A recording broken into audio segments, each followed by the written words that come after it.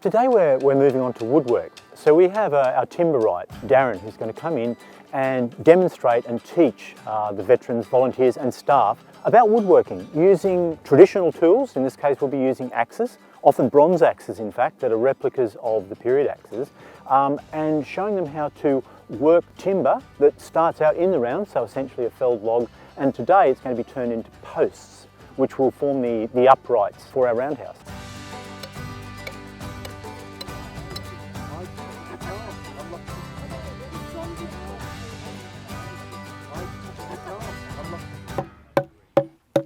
Okay, so what we've got then is this log, nice oak log. That is the butt end, which was in the ground, okay? So it's tapering to the top, so that will go in the ground. And the thinner end, we're gonna fashion a 6-inch long tusk tenon of no particular width. It's just all by eye, because obviously the Bronze Age people, they never had measuring devices. So what do you reckon then for this? Because it's going to take a Obviously, once you start going down that way, you're running the risk of creating a split. Yeah, so exactly. what I would do is start with a V, yeah, and then gradually come to the shoulder. This is really hard seasoned wood. They'd have used green stuff and it'd been half as hard. See what the difference is? Yes. That's probably slightly easier because but the thing is, because it's a longer cut, because the axe blade's longer, it doesn't go in as deep, or it doesn't seem to, compared to the Bronze Age one. I think people tend to underestimate bronze as a material, especially if it's edge hardened. have a look, see if you think it is. I don't know, because It's really soft to work in terms of sharpness. yeah, because if you just hit it with a hammer, so if you just keep hitting the edge with an iron hammer or a steel hammer, but just, or if you've got a bronze hammer, just keep hitting it, it just compresses the structure and it does harden it. You could do it all day, couldn't you? What they're doing now is they're chopping away, they're hewing the roundness of the logs and shaping it down to like a square, roughly 6 inches long, and that will be the tusk tenon. So that tusk tenon will sit on top of the post, and that will match up with a mortise in the wall plate, which will be a socket, which we've got to chop out on another day. Just feel the weight of that one. I'll get a smaller one, shall I? Am I doing the right thing? Yeah, yeah, it's just sort of one way and then the other way, so and then it gradually lumps come out. Yeah. You're sort of doing it with both your arms rather than your wrist or anything. You're sort of, this is the way I was doing it. I mean, it's just like that, so you can see that hit, and then your hand slides down the shaft as it comes down, kind of thing. Like that? Yeah. Because that way you've got your wrists are doing something as well, because at the moment you're sort of doing that with your upper arms. And if your arms start to hurt, then at least you can sort of swap to doing it by your wrists. I've had a little bit of experience as I was shipwrighting my last couple of years in the Navy. I left in 2000 after 22 years. I did serve during the Falklands conflict. The ship I was on at the time, we lost 6 guys killed. One of the first things my wife said to me at the time was, you know, you're not the same person. And of course I didn't see it, because I was sort of basically institutionalized to the point where I'd been away for so long that I couldn't really live normally when I came back, because it was so alien to me. I've only recently got into archaeology about 2 years ago, and since then I've done about 10 digs now. I'm thoroughly enjoying it and contemplating the possibility of doing a degree in archaeology.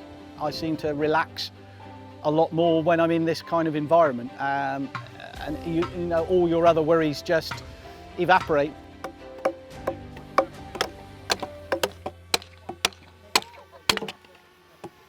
Either you've got a very straight grain bit of wood, or you're very good at it.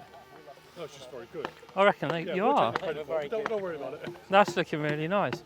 Honestly, that is really good. That is really... Was there a direct size for that? No, it's just all by eye. Because each post will correspond to the mortise in a wall because plate. These are all different diameter trees, right? So that every joint, although they're the same type of joint, every joint will be different, won't it? Yeah, but they will be unique to the mortise. They will be marked to the mortise. They're faring very well indeed. Yeah, they're doing really well. Considering the logs, ideally we would have had green, have been a lot softer to axe, but we've actually got quite seasoned logs. Hopefully, all things being equal, we'll get all the 7 posts, tenons finished, and the log and the post cleaned up, and the bottom parts, which go in the ground, charred.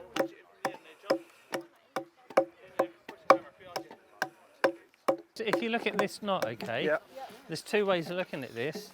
You could peel the bark off from around it and leave that as a feature in the building. It would look quite nice, wouldn't it? Yeah, it would. I would do that. Okay. If you wanted to remove it, you'd have to come this way because that was a branch which grew out like that. So if you come in this way, you'll just tear down the grain. Should we leave it? So Yeah, I think we I should would leave yeah. it, just clean it up, maybe clean the face up a bit, make a feature of it. And when we put that post in, we could orientate the post so that that was facing into the building. Yeah. We think we're done with the square on the end there.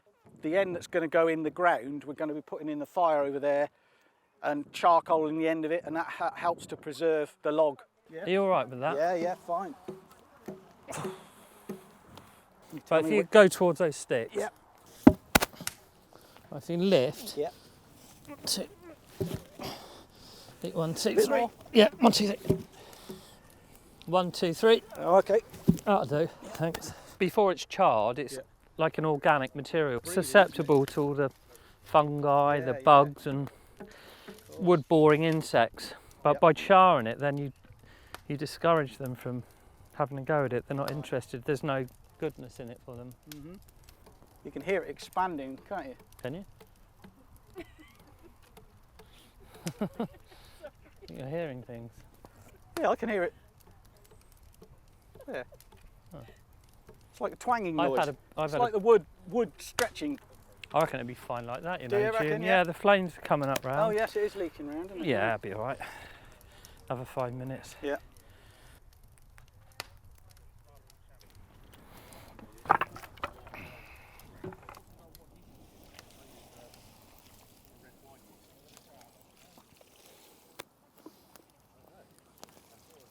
Our handiwork is done. Yes. Nicely That one charred. there, yeah? That one there. We've got to be able to mark it, apparently. With our initials. Yeah. Can To say. someone mark? Because obviously I've got to go now. Oh right. So if somebody can. Yeah. I don't know what we could write it on with. Our initials. Initials. Yeah. So it's what's it's JJS. We could put that on it. Just JJS, couldn't you? Jack, yeah, Julian, and Sarah. What do you reckon to that? Is that I can make it a bit better. Oh no, well that's a J, that's J, and then an S there. There's nothing worse, is there, than people abusing you when you're trying to work. J, and S. They'll have something to remember us by, if they can translate what JJS means, of course. I can't even notice that. What we've ended up with are 4 of the 7 posts are completed. I got quite a buzz out of how quickly they got into it and just how good they got in a short period of time. It's strangely therapeutic hacking away at a piece of wood and seeing it come into a shape, and I genuinely think it's helping my well-being. I just feel so at ease when I'm doing these things and working with people that I enjoy working with.